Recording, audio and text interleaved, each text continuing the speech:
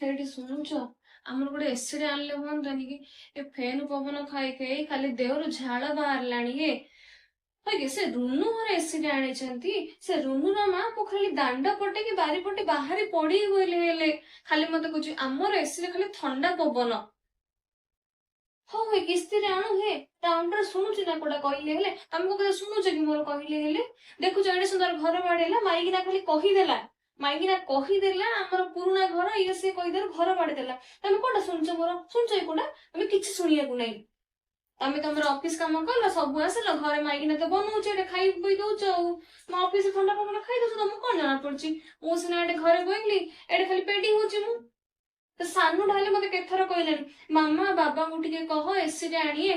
ମୁଁ କଣ କରି ତ ମୁଁ ତାକୁ କହିଲି ତୁ ବାବା ତୁ କଣ ତ ଡରୁଛି ଆଉ ସେ ଦେଖୁଛି ବାପାର କଷ୍ଟ ହେଲେ ମତେ ଆମର ହେଲେ କିସ୍ତିରେ ଆଣ ଏସିରେ କିସ୍ତି ହଉ ହେ ଚାକିରି କରୁଛୁ ସୁଝିବନି କି? ସୁନା ଖଣ୍ଡେ ତ କରିଦେଲନି ମୋ ପାଇଁ ଲୁଗା ଖଣ୍ଡେ ତ କରିଦେଲନି। ଖାଲି କଥା ପଡିଲେ ବାପା ଘରକୁ କହ ମୋ ବାପା ଘର ସବୁ ଦେଇଛି ବାପା କଣ ନ ଦେଇଛି କହୁନ? ଏସିରେ ଆଣିବା ବୋଲି ବାପା ଘରକୁ ଏବେ କହିକି ଏ ବୟସରେ ଆଉ କହିବି ବାପା ଘରୁ